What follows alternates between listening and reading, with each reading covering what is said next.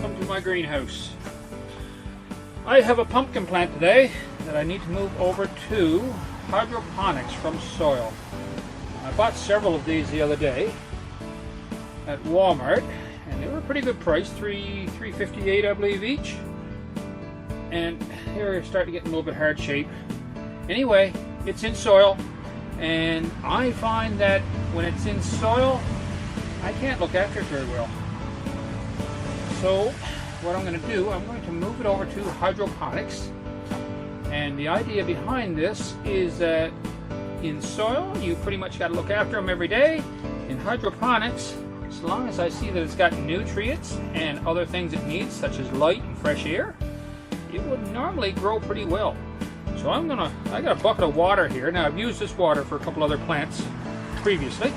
I'm just going to use that to soak the dirt out of this. And then we're going to clean off the roots and move it into hydroponic nutrients. So I'm just going to massage the container a little bit and get that water saturating the soil, and I'm gently just going to help it to come out of the pot just like that. Now with that done, I'm just going to put it down and just massage it, get the water through that soil, get the roots coming out a bit. So all I'm doing right now, I want to wash all the soil off the roots. Now you can pretty much never get all the soil off. But if I can get most of it off so it won't affect any pumps or anything else in the hydroponic systems that I use for this later on. You don't have to be too worried about hurting the plant when you're doing this. Just gently tossing it around, massaging it with your fingers and thumbs, and it'll let go of the dirt pretty easily.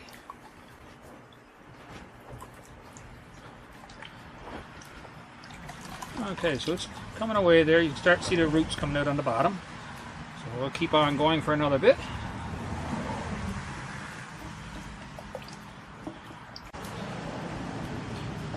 I was in Walmart the other day and I noticed that they had a lot of these plants there. I was hoping to get a couple cucumbers too, but I couldn't find any small ones, so I'm going to try to transplant some bigger cucumbers later on. But these pumpkin plants are going to be perfect for hydroponics. They're a nice size there too. They're very healthy looking. Alright, so we're just going to take that out to the hose now, and we're going to clean that down with the hose. Alright, here's our pumpkin plant. Now, let's see what we've got there. I'll turn on the water hose here, just a light sprinkle. We're going to wash off these roots here. That much more. You start to see the white coming through there now. Trying to get the dirt off them. I'm just going to toss them around in my hand. Be very gentle with the plant. Make sure you support it all the time. A little bit of agitation and shaking it there helps to get the dirt off. Right now we're going to put these into a container of nutrient, and they'll be growing for the next little while in what we call the Kratky method. That's basically where they just sit in the nutrients and take what they need, and they grow from that. But I want to get the dirt off because though it's not really going to make much difference in the Kratky method, later on I'm going to have to move these to a bigger system of some kind. And it will probably be an automated system that has a pump, and I don't want the dirt plugging up the pump or any of the hoses and tubes. Alright, so there, look. The roots are looking very good. Coming nice and clean. Still got a bit of a ball up here. You're not going to get all of that because the roots are holding on to the dirt pretty tight, and the seed is also inside there. You can see where they sprayed the seed with something or soaked it, probably to keep disease away. Alright, so from that, back to the greenhouse. Now, I've been doing most of my hydroponic stuff using lettuce formula, nutrients, and tomato formula, nutrients. And that's worked well for most things. Because of the type of plant this is, it's not just a leafy plant. I'm going to use the tomato nutrients. Now I have some yogurt containers. This was my wife's idea actually, and I've taken the top, placed a hydroponic cup, a net cup like this. You can get these on Amazon, usually in quantities of anything from 15 up to 100 or so, and they're quite cheap, but they are pretty much essential when it comes to doing hydroponics. So I've placed this on top of the lid, drawn a line around it as you can see here, and cut just a little bit smaller than line so that this will fit right down inside like that. So we're going to, because these already have their roots, and these plants are not going to just sit in the basket. I need the roots to come out through the bottom of the basket so that they can reach the nutrients. I'm going to cut part of the bottom out of this container. So I'm going to park this guy. We'll let it sit right there and enjoy a few nutrients while we're doing this. I'm just going to take my little snippers,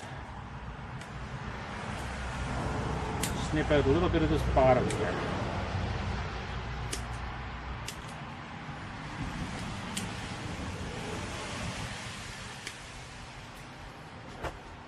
And is that going to be enough?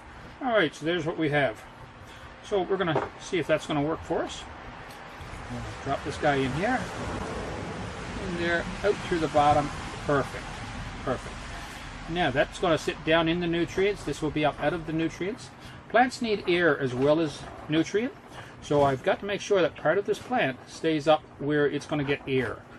Otherwise, I will literally drown the plant. So I'm just going to do that now. The next thing I've got here, this is clay pellets. You can also get these on Amazon. They have two purposes actually. They are a bit on the rough texture with a lot of small holes in them. That helps to hold the moisture around the plant, but also this plant's not going to stand up here by itself. So these pellets are going to provide some support. So I hold the plant in the middle here, and we'll just put the pellets all around it here. That'll help to hold it up straight and help to hold some moisture around the plant. Now there is another purpose of these. Because we're dealing with nutrients, everything likes to grow in nutrients. Well, sometimes things that we don't want to grow will grow there as well, and that would be our algae. So algae, like everything else, needs light and nutrients and air to be able to grow. By putting these pellets in the basket, in the net cup, it stops the light from getting at the nutrients, and therefore we should have less algae growing. So I'm just going to lower that one right down in here now. The roots go down into the nutrient. We'll just put that top on there, and that pumpkin will probably not even notice that it's been transplanted. What I've found with the tomato trees that I have transplanted already, I'll show you those now in a moment, they did not have any ill effects of being taken from the dirt and put into the hydroponic nutrient. Once again, I'm using tomato nutrient for this. This is my other transplants over here. So I've got two different types of tomato trees there. Those are cherry tomatoes, and I'm doing those for my son. He's going to put those in his apartment, and I think hydroponics will be easier for him to manage and look after rather than the soil. So this guy is going to go right in here. Put it in between there. There we go. Now, I believe that was pumpkin, so I'm just going to put this pumpkin tag back in there. And there we go. That's all there is to it, to transplant a plant from soil into hydroponic nutrients. So long as I keep the nutrients close to the bottom of those cups, they should be happy. Until next time, this is Ed in the greenhouse, and I am retired and growing crazy. And we'll see you next time in the greenhouse.